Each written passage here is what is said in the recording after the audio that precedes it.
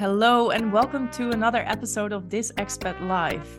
My name is Amandine P and I'm a life coach for expats, and today I'm very happy to welcome a fellow expat. Her name is Amandine. She was born and raised in Panama, Central America, and moved to Europe in her early 20s. Her studies and her professional career gave her the opportunity to work and live in fabulous cities like Paris and London before settling in Belgium. And as we all know, being an expat is always an exciting but a very challenging experience. And with an adventurous spirit and a hunger for new experiences, as she says herself, Amandine will share some of her best tips on how to embrace changes, move forward to achieving your own personal goals, and how to adapt in multicultural environments today in this episode. So I'm very happy, Amandine, to welcome you here. And thank you again for being on the show. Hi, Amanda. Oh, no, I think I need to thank you for this amazing opportunity, and also as a good life coach that you are, for pushing me to do things out of my comfort zone, right? And embracing changes. Oh, thank you. I hope I don't push you too much, but in a good way. No, I think it's really a great task and challenge that you have given to me, and I'm really happy to be here and sharing my story. Great. Thank you so much. And maybe for our listeners, Amandine is one of my coachees, and we work together on her own personal goals outside of her work, where I also acted as an accountability coach. And I'm really so happy to see what Amandine has achieved so far, showing more of herself online and also here today on the show. So thanks, Amandine. Thank you. So maybe for our listeners, can you tell us a little bit more about yourself and how you ended up in Belgium? Okay, cool. So actually, like you said, I was born and raised in Panama, and my dad is French, my mom is Panamanian. So I always grew up in this multicultural and international environment. I went to a French school in Panama. And, while I was growing up with all these expat kids, sons of bankers, diplomats, I don't know, my dream was really to travel the world and look for that place where I would feel happy. That was my dream. Anyway, so I moved in my 20s to Paris. I lived there almost 10 years. I also lived 1 year in London, which was an amazing experience, both in different moments of my life, right? In Paris, I was more like a student, also in London. But the way that you live in those cities are so different. I mean, of course, you can meet so many people and have amazing experiences, but also life is kind of expensive, quality of life not so good as in Belgium. And it's actually, opportunity, life coincidence that brought me to Belgium. I first moved to Brussels. I lived there for 1 year. And then I moved to Mechelen, which is in the middle of Antwerp and Brussels. I also lived there almost for 1 year. And somehow I ended up in Belgium, and not in Belgium, but in Antwerp. And remember how I said I really wanted to look for that place where I wanted to be happy. And actually, when I came to Antwerp, I really had that feeling. I came here for a job interview. Eventually, I got the job, but I didn't take it. And then, but I continued looking, and I just found a way to really have my dream job as well here in Antwerp. That is amazing. Actually, that was my question. Like, have you found that place where you are happy now? Actually, so for the past 10 years that I've been living in Belgium, in Antwerp, almost 6, it's been amazing. But I kind of like now discovering a new version of myself, because, it's been 6 years, and I do travel a lot with my job. So I'm kind of happy because I can still have, like this international side. But I don't see myself anymore living here for the rest of my life. I think at some point I will also move abroad. And now I need to find that new place where I want to, go next. It makes sense, right? We change in our lives, we get new identities, we become older. And then the things that make you happy also change. Exactly. That is so true. But I have to say that in the journey of changing cities, countries, what really helped me is that curiosity of meeting people, building network. I don't know, maybe I have that skill. I don't know. It's also sometimes I read somewhere, if you are sitting at home and waiting for the Prince Charming, this person would never come, and certainly not in a white horse. And I know it's a bit cheesy, but it's kind of true. If you don't go out there, fight, meet people, do uncomfortable things, then you cannot adapt to a country or a city. Yeah, I totally agree with you. Like being an expat requires that you are proactive and that you really search for what you need. And it's different for everyone, right? Exactly.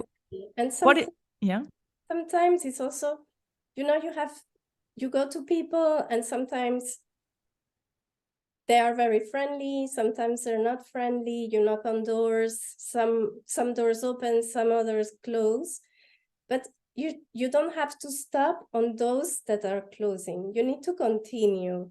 And one of my things is also like when I get invites for events or things that I don't know if I would like it, but for me I need to try, because one opportunity leads to another one and you never know what will happen. Yeah, I totally agree. Kind of like this podcast.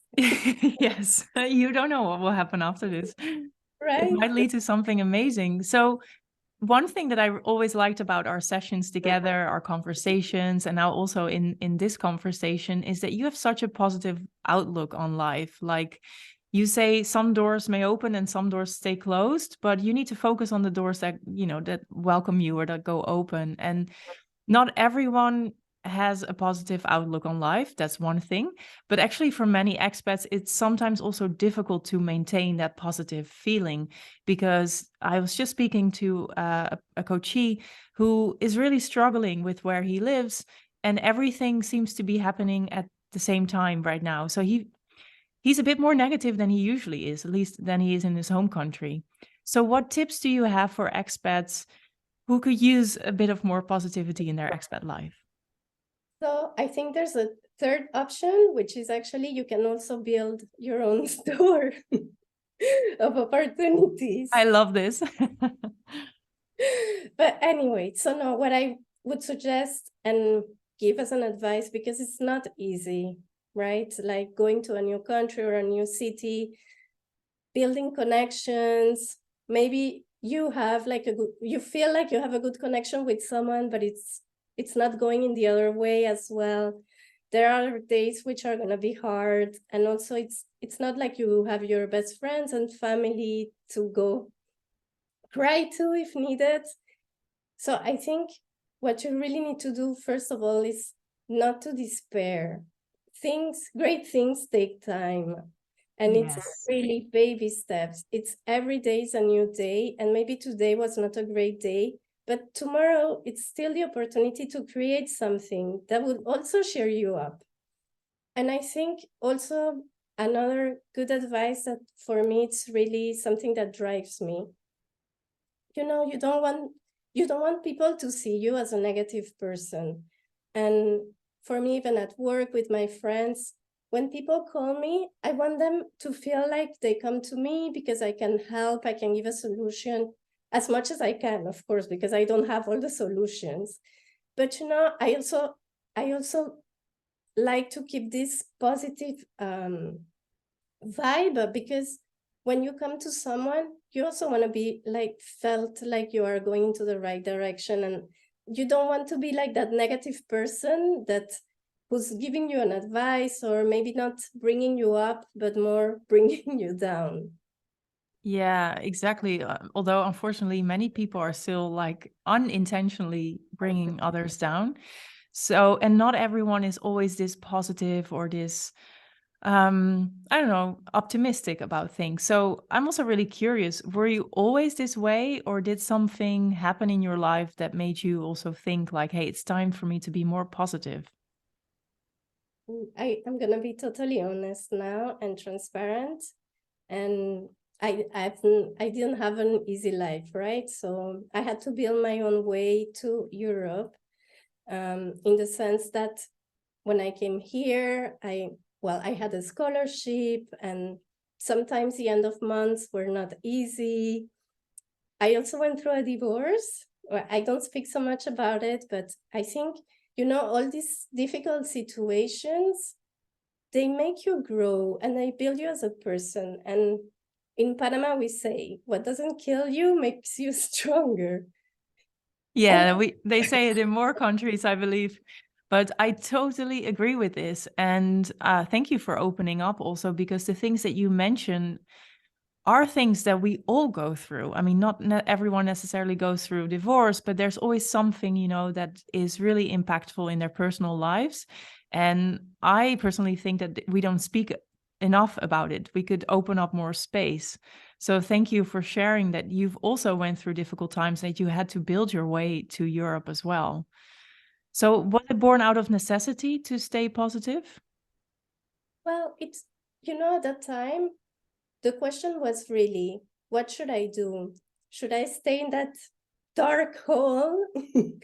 Or should I start seeing the life in another way and move forward?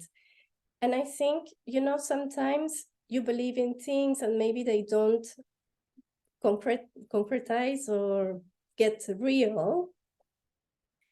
But sometimes they do. And actually, you need to believe that it will happen in order to happen. And when believing that things will happen, you have to do it in a positive way, because I don't think negative people, they believe that things can happen and magic can be everywhere. Yeah, I think they believe that bad things will happen. So what It's like seeing the glass half full or half empty. exactly, and you're definitely half full type of woman. So, if you could give a few tips to other expats who want to strengthen their belief in that the good will happen, what could you advise them to do practically? Because you say, "Oh, I had a very strong belief," but if people don't have that naturally, like how do you practice that, or what kind of tips could you give them? I think, first of all, the most important is building a routine in your life.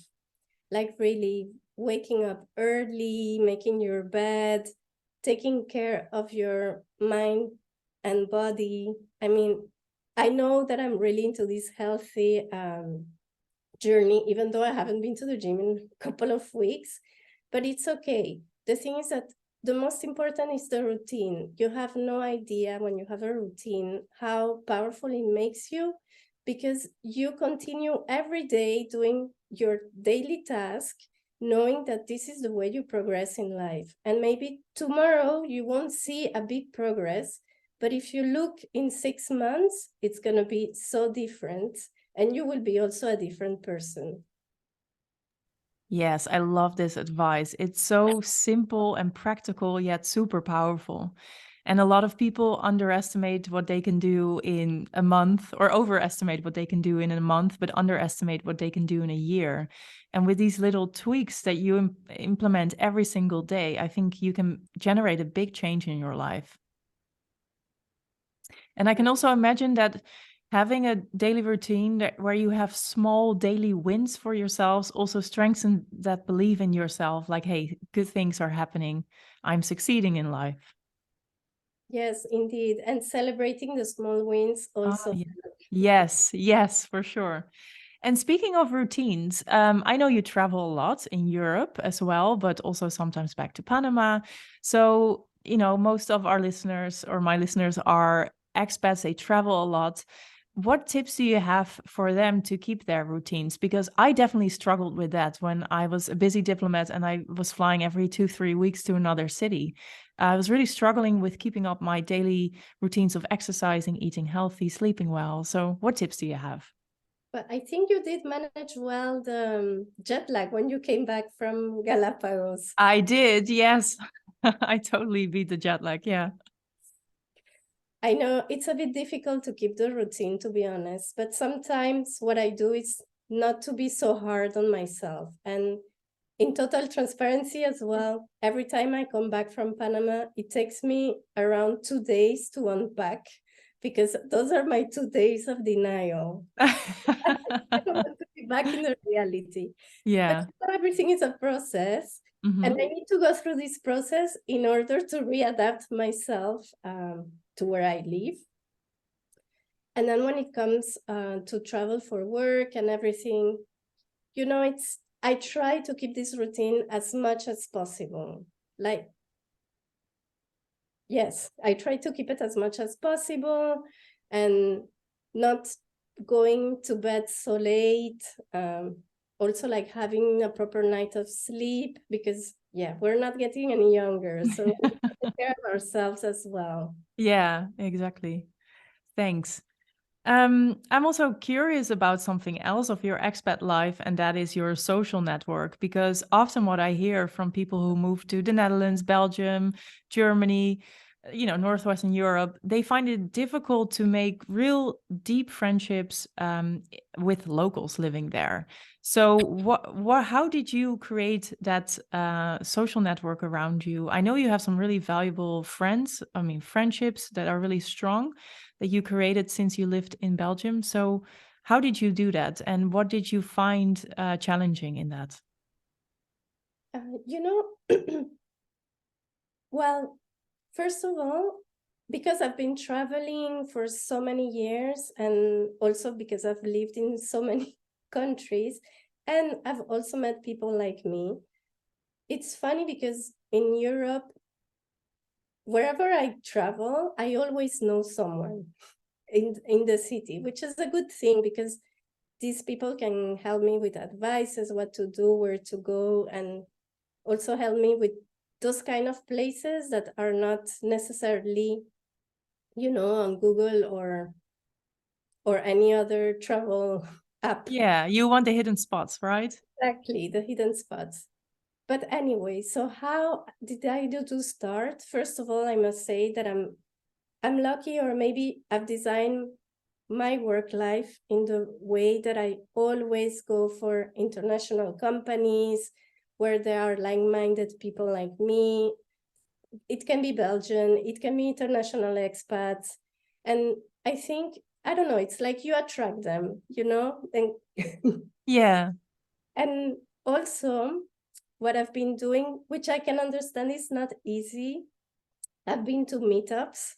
I'm not sure if you are familiar with that. Yes, I am. I think every expat is, and every expat is also a little bit tired of it. And I still remember my first meetup, and it took me the whole afternoon to convince myself that I should go. Then I was like, okay, I will go. Let's see. The worst that can happen is that I don't like, and I just don't stay. I leave, right? But it takes already a lot of courage to go. And at the end, it ended at until 5 o'clock in the morning in a Latin club. Wow. Oh, it's the Latin clubs that always do it. So it's also how you create the opportunities, right? Yes. I was there, I was like, okay, now let's have fun. And I really met amazing people. There's also internations and yes, these other kind of expat communities that you can meet. And otherwise, what I also do is I go to other kind of like networking sessions. I go to the gym on Facebook. There's also expat groups, and Yeah. you kind of like find activities to do through all these groups. And I actually think we met, now that I'm thinking, we met through Meetup. We did actually. Yeah, we did. Yeah. It works. Yeah. Yes. And then for locals, yes, I guess work help, the gym, and other kind of activities. There are, you know, when you're looking for something, you will always find it. Yes. That is again this positive outlook that you have. And also with locals, I would say it's once you're friends, you will stay friends for a long time. Yeah. So maybe it takes some time to crack the nut, I think they say in English. Great things um, take time. yeah, exactly. Like you said already before in the beginning. Yeah. And I also really like what you said about you're attracting those kind of people into your life. I definitely think that working for an international company helps. But I agree, like, sometimes it's also difficult for me to meet new Dutch friends because I am not 100% Dutch anymore. Well, I like to believe so. You know, my international experiences shaped me, and I know that everyone who has lived abroad is in that same kind of vibe. Everyone is always open to other people and welcoming them into their communities. And I think if you're an expat, you really need to look for those kind of people and not necessarily the expats or the locals, but more like the like-minded people that you get along with. I guess we are global citizens because Yeah. Yeah, I think we are. they don't see me as Panamanian anymore. In France, well, I'm not 100% French, and I'm living in another country. So global citizens. Yeah, I was just going to ask you as well, like what is your identity right now, like a global citizen? But you also say that Belgium, or at least the city that you live in now, may not be the place where you will stay in the coming years or the rest of your life. So how do you see yourself going forward, like with your global citizen identity, and what location will match with that? Well, I think I forgot to mention also that my grandmother was Chinese. So I have a Oh, lot of wow, adding to the mix. yes, exactly. But Panama is also a very multicultural country, really. Yeah. It's a melting pot. To be honest, I have no clue. And there is something that I've learned with life. It's no matter what your plan, sometimes life takes you to a destination. Yes. Belgium was not part of my plan. And here I am. Yeah. So I'm sure that in 10 years, I will be somewhere else. Yeah. But Yeah. sunnier place. It rains too much here. I agree with you on that. Again. And maybe to conclude this conversation with a few more practical tips, because I already said it earlier, but one thing that I really like about you is that you're always this positive, and you are already mentioning the building in the routines that could really work to strengthen this belief in yourself. I also like that you seem to have good eye for details around you, like you appreciate the small things in life, which I think is also key in feeling happier. What are some other advices or tips that you could give to expats to feel better in their lives if they are struggling besides the routine? Because I'm sure that you are full of little gems like that. Really, I think it's being patient and like you said, enjoying every day as if it's the last day. And really, it's the growth takes time. There's no need to be hard on yourself. And if today something doesn't really make you happy, try to fix it. Try to find a solution. There's always a solution everywhere. Like really. Yes, I agree with you. And I personally have that belief myself as well. In Brazil, they say, vamos dar jeito. We will find a way. Like, and it is true, no matter what the situation, no matter how little time we had left for a deadline, they knew how to fix it. And that also really strengthened my own personal belief in like everything has a solution. And once you can really embody that, life becomes much more lighter. Like you don't need to worry about everything all the time. Exactly. Baby Yeah. steps. No need to run. Yes. And that's something that you always say in our coaching conversations as well, baby steps. And this is also, I think, key because so many people look at something that they want to achieve or that they dream of or that they feel that they need. But that thing becomes so big in their head that, and many of them are perfectionists, I guess, that they just give up altogether because that thing is too big to achieve right away. And what you are saying is like take baby steps and also celebrate the baby steps along the way that you mentioned before. Well, I'm not sure if I can say it, but I have to say that one of your advices during war sessions was really good to build a plan in 3 years and go from that place where you see and go back in time and plan accordingly. And I Yeah. think one of the best advices. Oh, thank you. Yeah, maybe for the listeners, what we did in that session was that we really visualized Amandine's future, her dream, where she wanted to be, and not like from a rational place, but really closing your eyes and really allowing all the daydreams that you want to have, and really very concretely seeing around you, where am I? So, it wasn't in Belgium where you saw yourself. What am I doing there? How do I feel? How do I wake up? We had a whole visualization, I think, about the perfect day in your life from waking up to sleeping at night. And once you get that image really clear in your head, I always like to do some retro planning to reverse engineer. So we're going to take that image as like your main life goal for the next 3 years or so, and then we take it back we take steps of a year, and then the last year is divided up to months. So you have a really concrete plan of how to get there. So thanks for bringing that up. It's actually one of my favorite things to do. Also one thing that I have that helps me with my goals and my life as an expat, it's every new year, I build myself 5 goals. Like Mhm. put on a list, I take a picture, and every 2 weeks I have a reminder on my phone. Mm. Because I think it's sometimes, you get caught in your daily life, the problems, everything, the time flies, to be honest. Yeah. And with this alarm, it really makes me want to look again to these objectives and don't forget that those objectives are there. And maybe I won't achieve them all by the end of the year.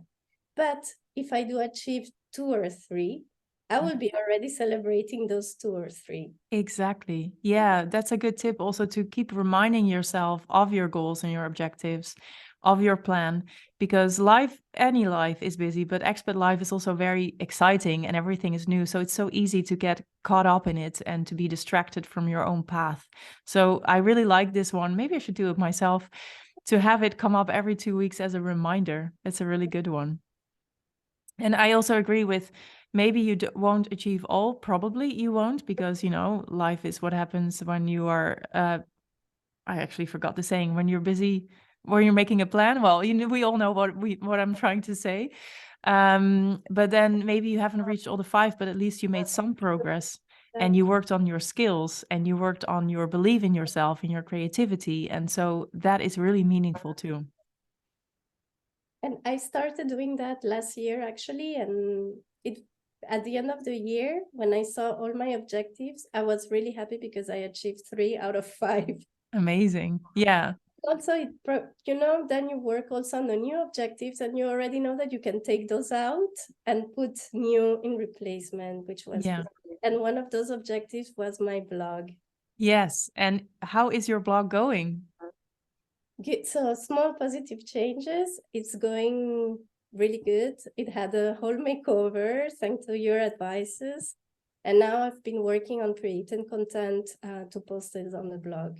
Amazing. So if other people want to hear more from your daily positive updates and the tips that you have, because you seem to be full of little wisdoms that you can practically apply in your life. So where can people find you? Smallpositivechanges.com, and my Instagram is Amandine PR. And yes, and really for me, this is a space where I want people to come and feel like they are with a friend, and they can open up and send me questions, exchange. And you never know. Like I said, build the doors or check Yes. the door, but Yes. something about it. I mean, don't stay negative, and you will be surprised to see how many other people are out there living maybe the same situation as you, and that can get together and make things better in life. Yeah, I totally agree. And I really hope that Small Positive Changes becomes this place for people to experience life together and to improve ourselves, but also to leave a better world behind through our actions together, by taking positive actions every day. So I really hope you will spread the positivity through your wonderful blog. Thank you so much, Amanda. Thank you, Amandine. I really enjoyed talking to you.